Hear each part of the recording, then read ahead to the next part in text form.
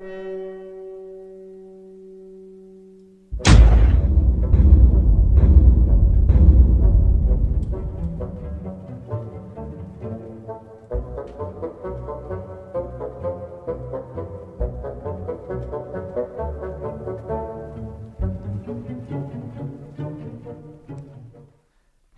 everyone and welcome to our annual Speakers Corner event. We are your hosts, Natalia Jeżdżewska and Olek Jakusz.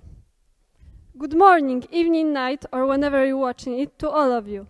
Ladies and gentlemen, students and teachers, we would like to welcome you on the board of the 6th edition of Speakers Corner in the one and only 5th high school in Gdańsk.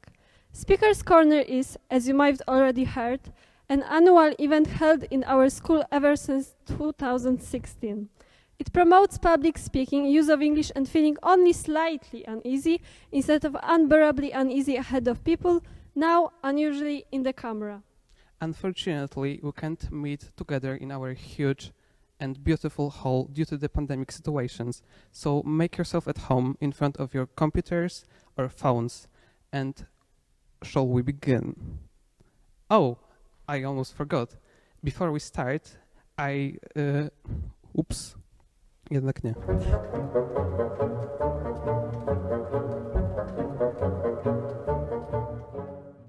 Have you ever pondered your eating habits?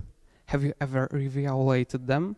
Even though the awareness about ED has grown significantly in recent years, most of us still tend to overlook their warning signs about their eating problems. So maybe after what you're about to hear during the presentations, you will take an honest look at yourselves. Let's welcome one and only Filip Tusk of 3rd D.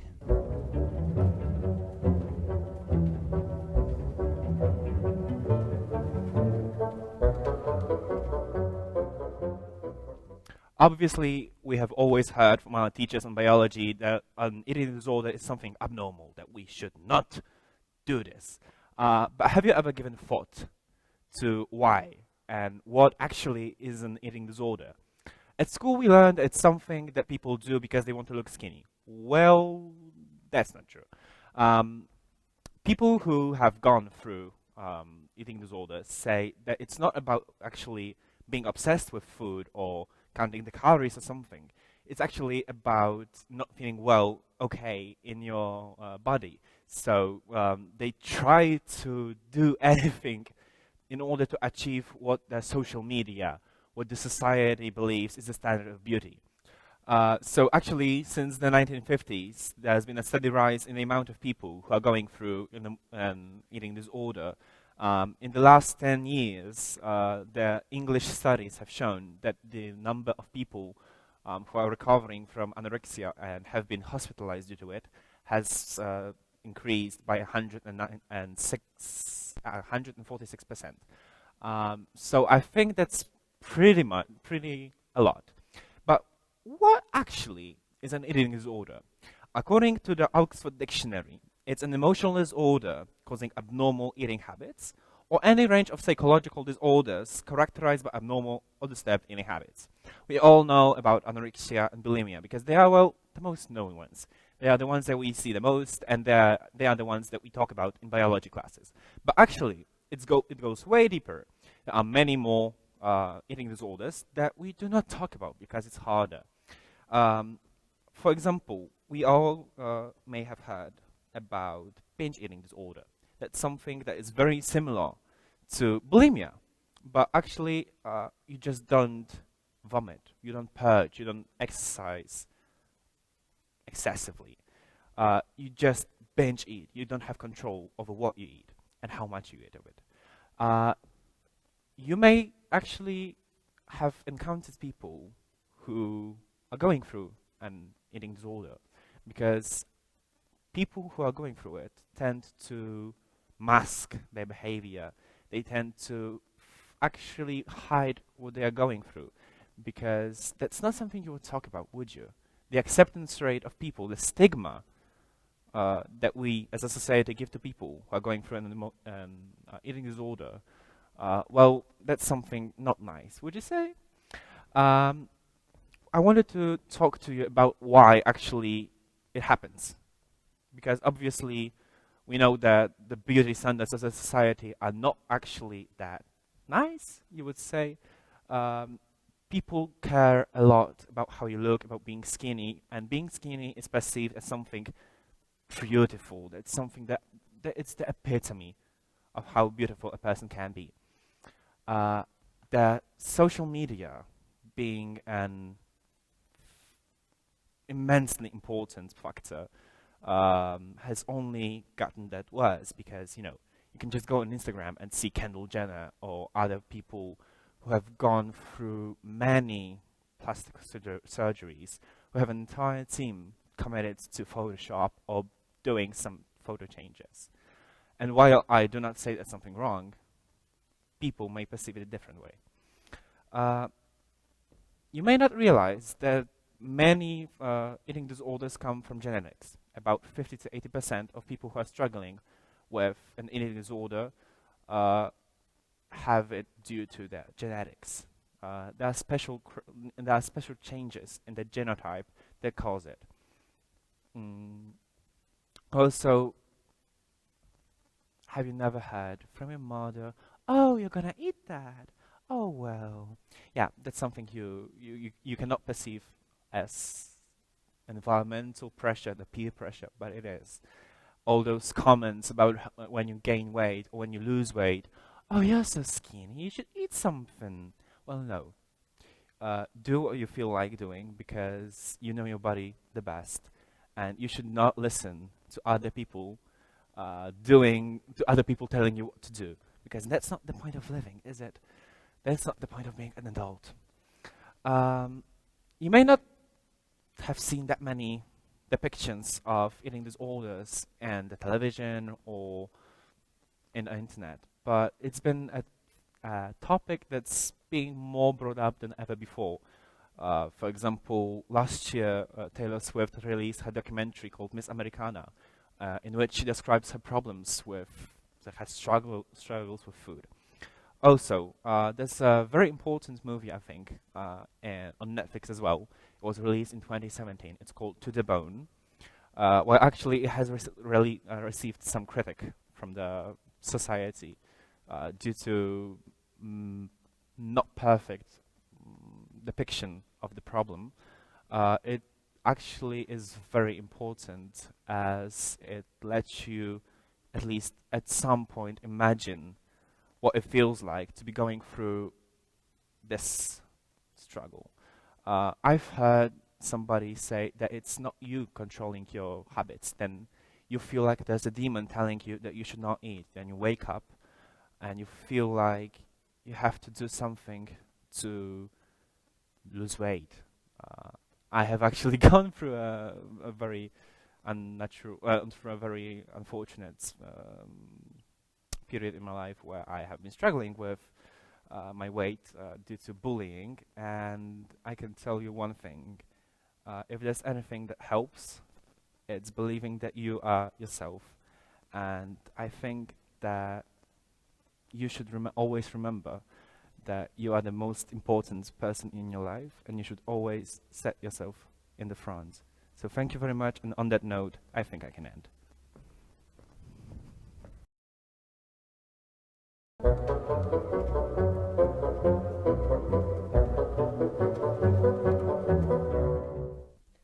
Now it's time for blonde, tall and thin Stasiu Szeliga from 3E.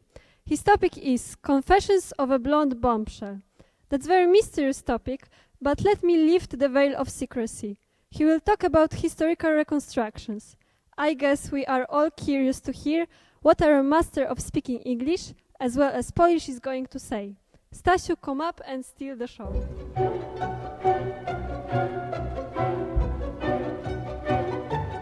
Hello, I'm Stasiu Szeliga, and I would like to briefly present to you my passion, which many of you may find quite unusual.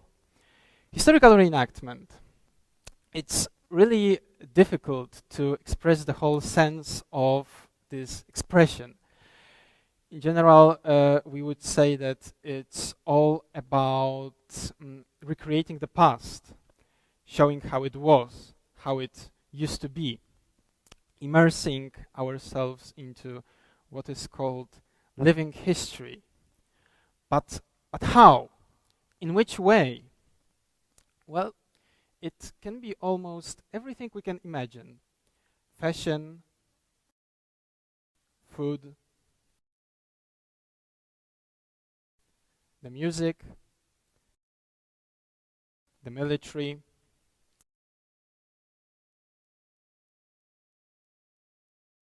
not forgetting, of course, about psychological aspects such as manners, people's behavior. Dressed in fancy clothes, surrounded by others who look similar to you, you can suddenly imagine that your life, your world has just gone back to the past, and for the short time of the reenactment, it's not going to return to the present. And what is crucial, you're not the only person who experiences such an emotion. There will always be the audience who will watch you with rapt attention, witnessing somebody who might have lived centuries before.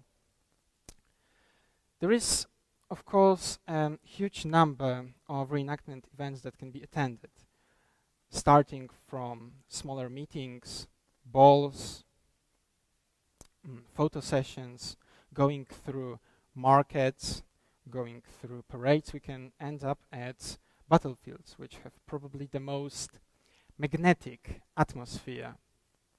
And it is thanks to battlefields that so many people got involved in reenacting. And in fact, I am one such a person. Well, my adventure with reenactment began more than 5 years ago. Initially, I faced some setbacks. I was too young, or at least my parents thought so. And after winning the first battle and convincing them to allow me to reenact, I was able to finally start. And at this point, I can tell you, it's not a cheap hobby, but it's definitely worth its price. Anyway, when it has all began, there was no retreat. Well, my first discovery after joining the group was that I was actually too young to shoot a musket. So I was given a drum to beat, and immediately I imagined myself as one of many drummer boys, only to find myself a sole member of my group's musical ensemble. Well, sewing a uniform was quite a long process, and after about 2 months since my parents granted me permission to reenact, I was able to attend my first serious reenactment event. And I can say I remember it with a perfect clarity. Walking in the streets of a small Czech city of Olomouc, sleeping on straw in a tent, and, of course, the battle itself. I would say that the beginning of my reenactment adventure was probably the most exciting. And every aspect of it made me feel absolutely enthralled. After about 2 years, I started to get used to reenacting. It became just something normal, by which I don't mean it was something ordinary. It was just standard experience that allowed me to preserve the connection with what I mentioned at the beginning, with living history. Well, concluding the whole point, the main point of my speech, I would like to show you the exact reason why I chose to reenact. Well, it had some signs of desperation. Imagine suffering from the strong desire to experience the true atmosphere of the Napoleonic battlefield. So, let's start the research. First, you begin with school books and then you quickly realize that it's rather a poor source. Then you move into historical novels, only to use your imagination to sketch the field of, let's say, the Battle of Waterloo. Next step may be finding a good film which would bring you closer to all those columns of infantry marching, cavalry charges, and of course sounds of the battlefield, musket fire and cannonades. Well, technically on the big screen, of course. And if it's still not enough for you, then historical reenactment becomes the only way to fulfill your need. So now imagine wearing all the heavy equipment of a Napoleonic soldier and standing in the field of grain, listening to all of those sounds of the battlefield. Infantry marching, cavalry charging, soldiers shouting and routing. And then suddenly, holding your position in the deep mud or just marching through the black powder smoke, you realize that is the true vision of this battlefield, this battle. And then every battle paint, every battle scene you've seen at the museum becomes nothing more than just an abstraction. Thank you.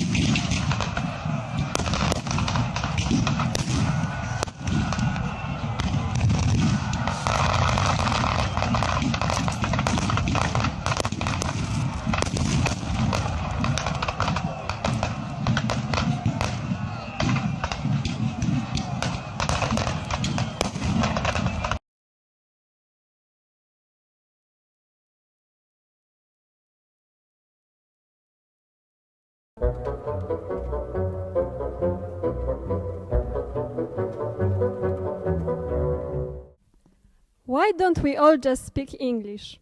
We shall find the answer thanks to our fan of speaking different languages, fast and furious in doing English tasks, known as a weasel, not Weasley from Harry Potter, Maja Łazicka of 2C. Maja, the stage is yours.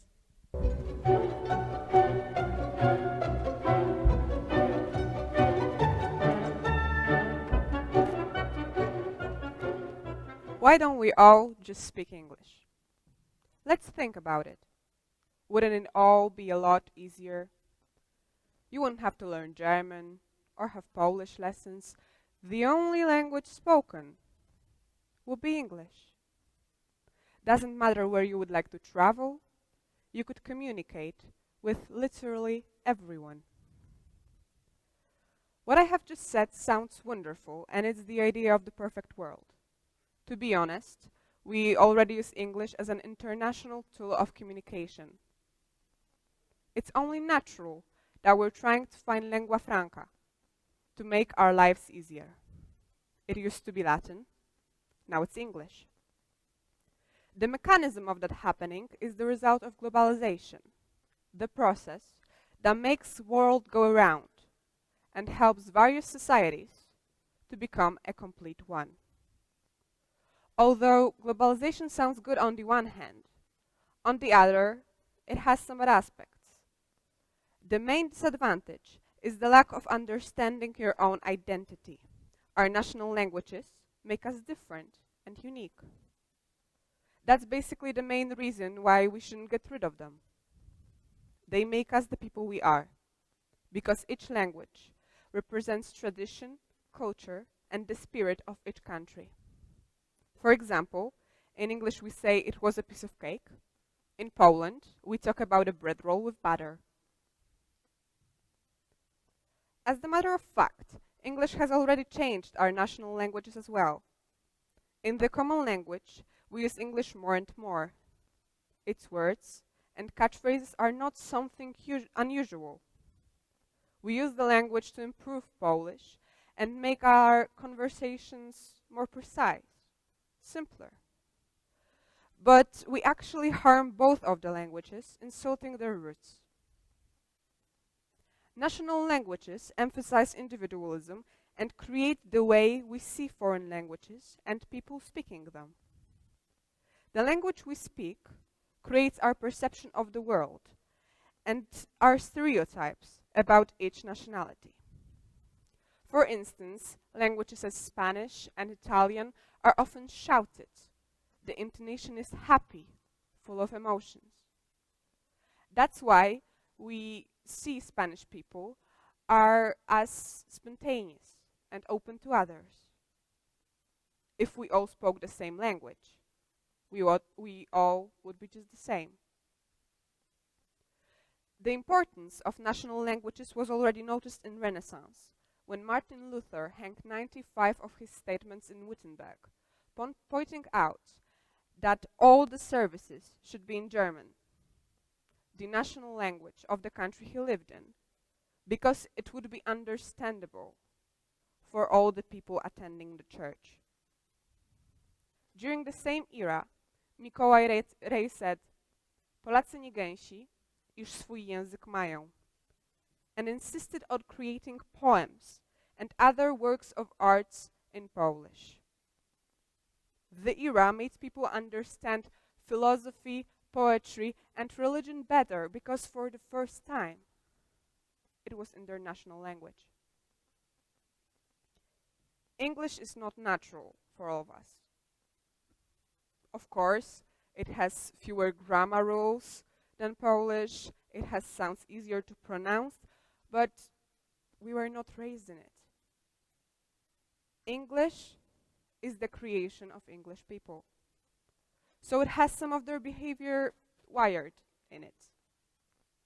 That's why it's impossible to have one international language that already exists. We would have to create something new. But if it didn't exist naturally, we would have a hard time absorbing it. So to sum it up, it's worth learning languages. We can get closer to the country's culture, traditions, ways of viewing the world. We expand our knowledge and see the differences and similarities between them. That's why we shouldn't just all speak English or get rid of our national ones. We would evolve less, and our patriotism would change to the point when it wouldn't exist at all. That's why instead of learning just one language, we should try to understand the spirit of each of them.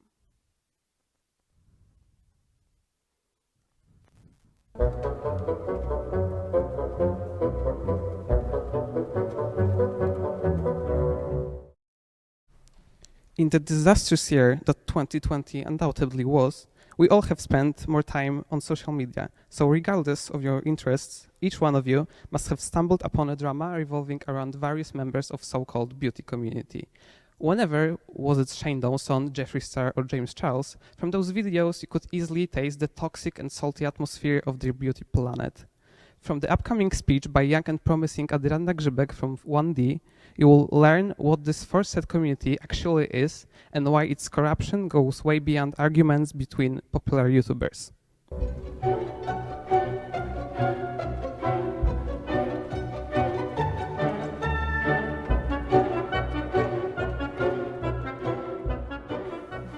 Beauty lies in the eye of the beholder. What Greek philosopher Plato meant by those unique and yet intriguing words is that beauty is subjective. What is pleasing to the one might be ordinary or even ugly to another, and it's not wrong. As humans, we have the right to take a liking towards what we consider delightful. Of course, bias should not be the reason to discriminate nor look down on others. the desirable traits we long for should also be achievable, because no one is perfect and no one will ever be. My name is Adrianna Grzybek, and I'll be touching the subject of the toxicity in the beauty community. In modern media, we hear about it non-stop, but what exactly is the beauty community? Well, there's no official definition.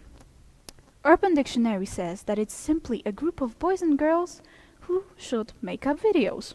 Well, in my opinion, that only implies to the Instagram, which only allows to shoot those type of short 60-second videos.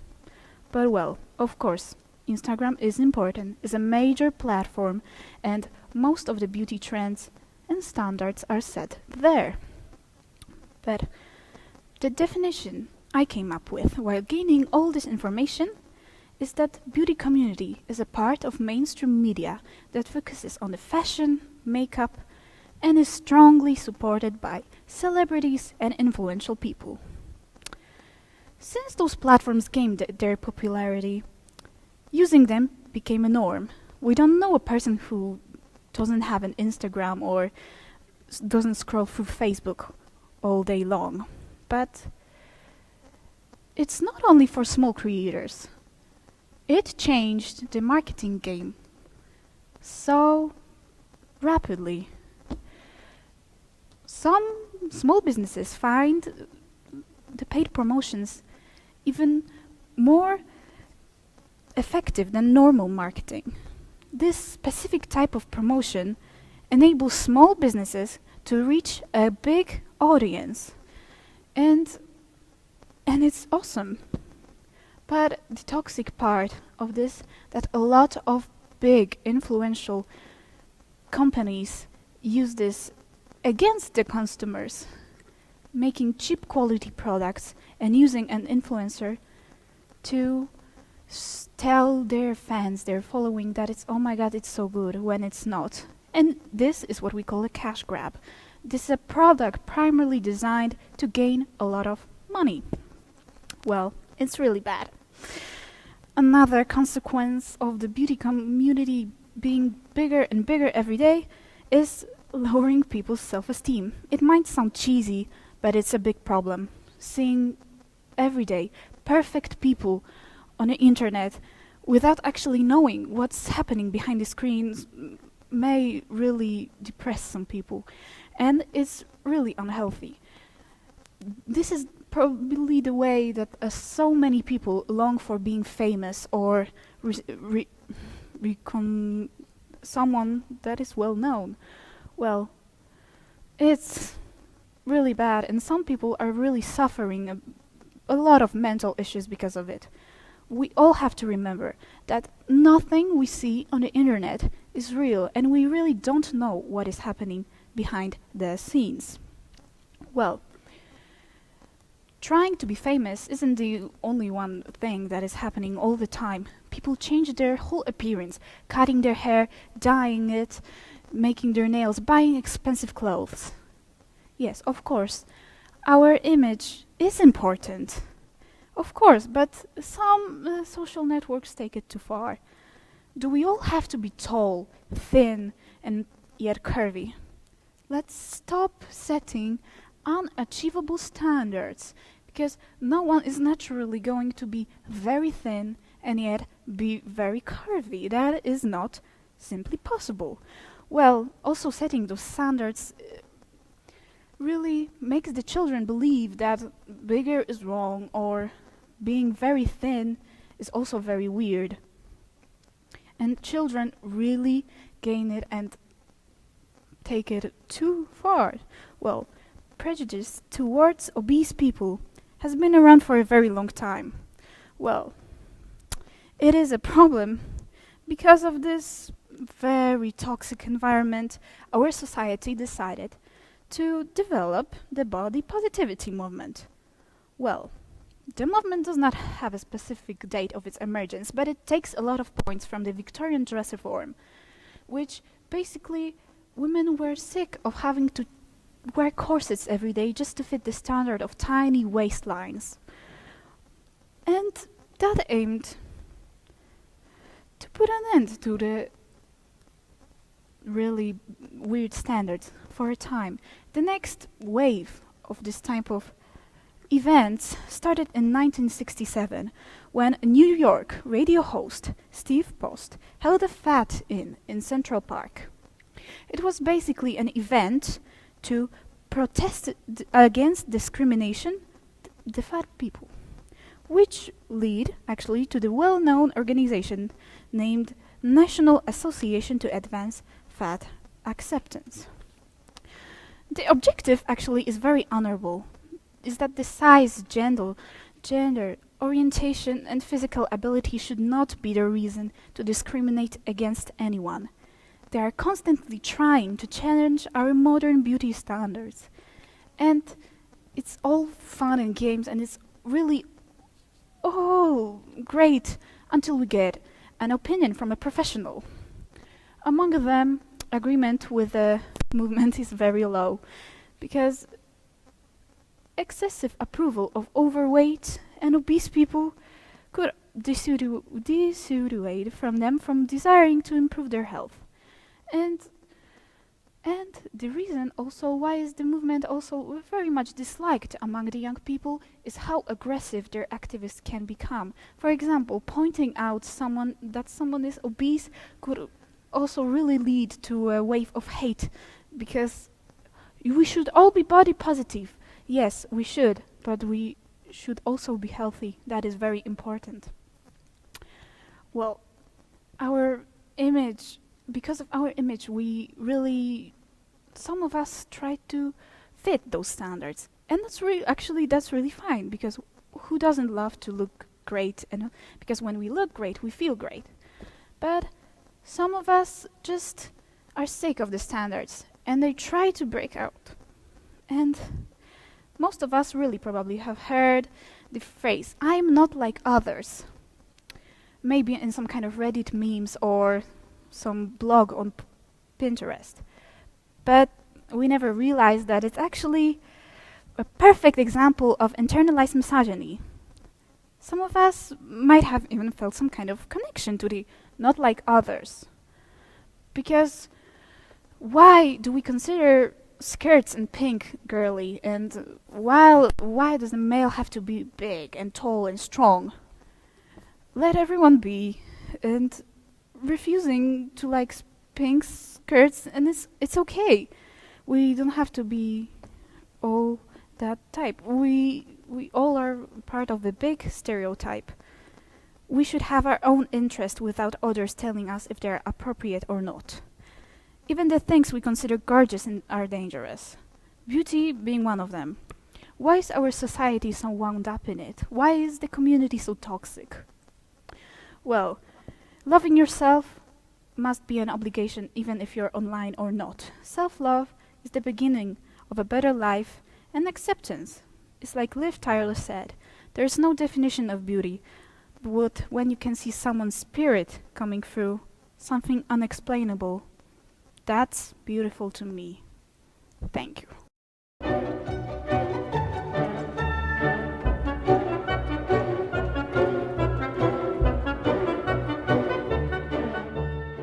And now, welcome our special guest, a former 5LO student who represented our school in the United States of America, streaming exclusively for Speaker's Corner from remote Faroe Islands, Miss Kinga Kolarz.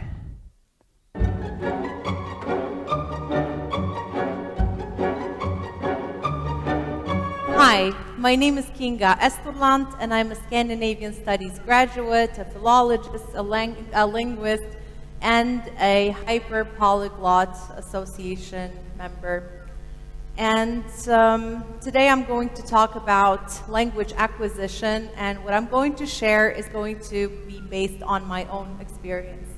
I speak 6 languages myself, which is Polish, that is my native language, Russian, that is my first foreign language, English, Danish, Faroese, and Uruguayan Spanish. I've been working as a teacher and translator for many years, so I have dealt with a lot of students and different issues, and I figured that there are two crucial things when it comes to language acquisition, and that is research and mindset. So first, before you set on this journey of learning a new language, do your research. Just figure out what kind of language you are dealing with. What kind of language family is this? Whether it's an Indo-European language or Caucasian language or isolated language. And then take a closer look at the grammar, take a closer look at phonetics, because this will help you to kind of set the time frame for your learning process. Very important thing is motivation. You need to know the reason why you are learning a specific language. Because if your motivation is about going to Turkey for 2 weeks, then you probably need just 100 words in Turkish and maybe 20 sentences, and that should be enough to huggle in the markets of Istanbul. But if you are moving, for example, to, say, Italy, then you probably need to learn Italian on a more professional level, and you want your language to be more sophisticated and more flamboyant, and that would probably take more time. By the way, speaking of Turkish, as far as I know, it's the only language without any exceptions. So if you're not very much into irregularities or grammar singularities, then Turkish is a very good choice for you. Another thing is that you have to figure whether the language you are going to learn is high entry level language or low entry level language. A low entry level is something that means that you don't need to know much. You don't need to study too hard to be able to reach this communicative level. And here, Spanish is a very good example. So I guess it's enough to study for 2 weeks or maybe a month, and that should be enough for you to order cerveza somewhere in a bar in Madrid or get your bearings in the streets of Buenos Aires.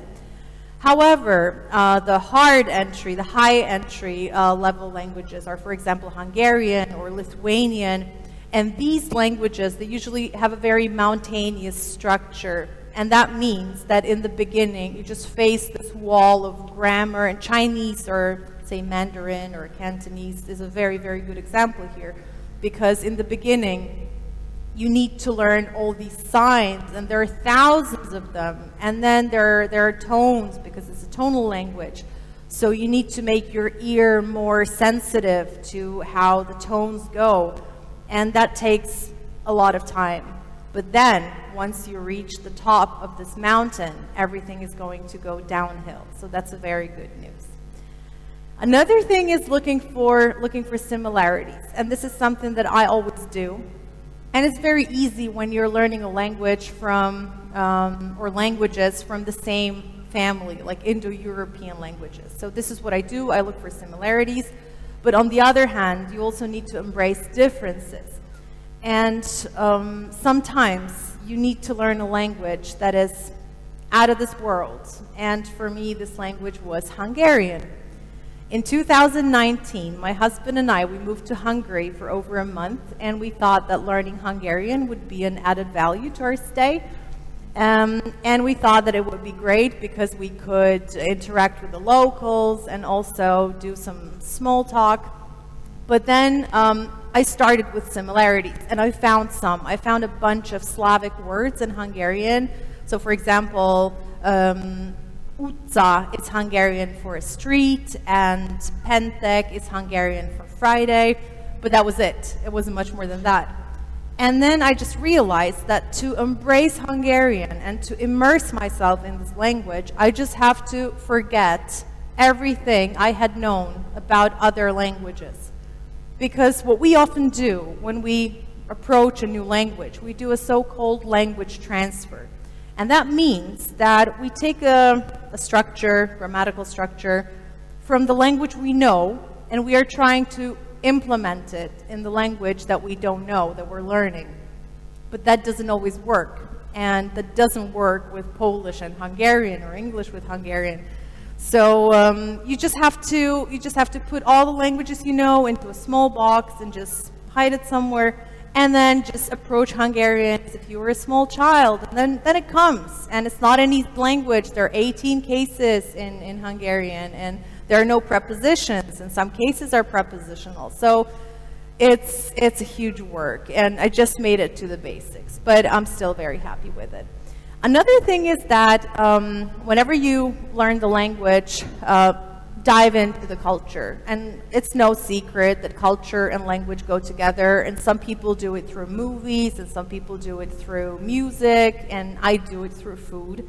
And for example, it's so much fun because the words, my vocabulary, they extends rapidly, and it's amazing. And for example, I can name 20 dishes, Georgian dishes, like hachapuri, satsibeli, satsivi, jonjoli, harcho, without making a sentence in Georgian. So that always works. But also language can strongly change your behavior, and it can also change the way you feel and the way you act. And for example, when I speak American English, I always seem like a more positive person. I always seem so much happier and smiling, but this is because I'm trying to convey the natural part of the American culture, and that is being positive and optimistic and always smiling, and I try to give people my best smile. But then the moment I switch to, say, Russian, I get more rough and to the point and strict and like a different person. At least this is what my family tells me. So just be careful which kind of person you become.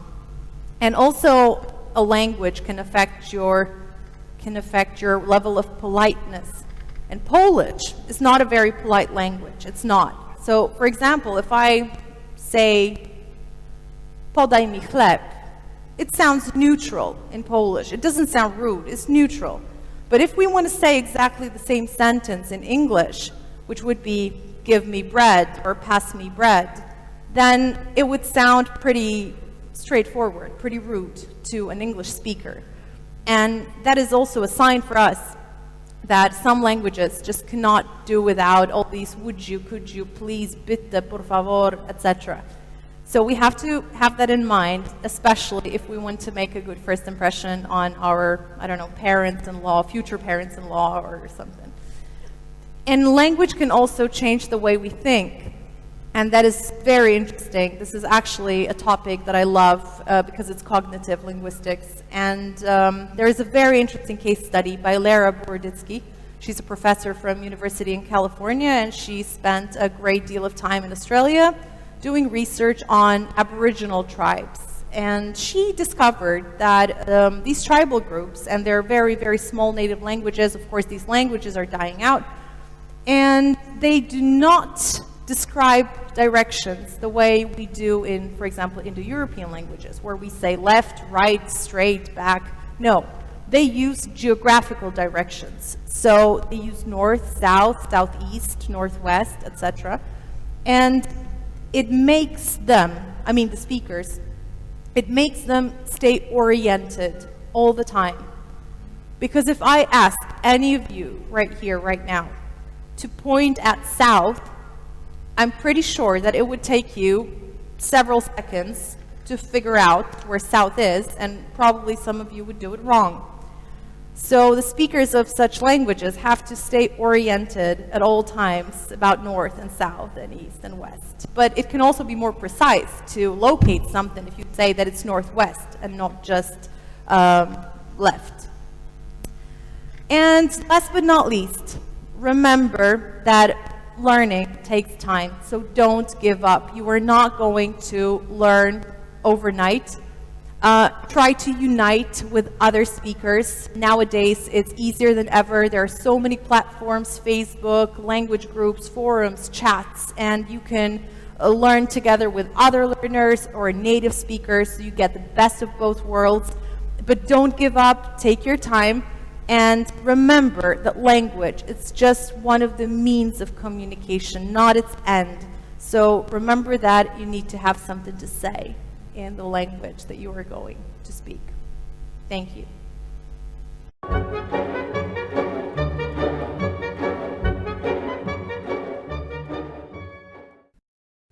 And that concludes the 6th edition of Speaker's Corner. We hope you had a good time and we'll meet offline here next year. Thanks to organizers, jury and participants, and big thanks for being with us. And finally, we would like to thank our generous sponsors, Omida Logistics and Fundusz Młodzieżowy Morena, for sponsoring the event. Have a nice day.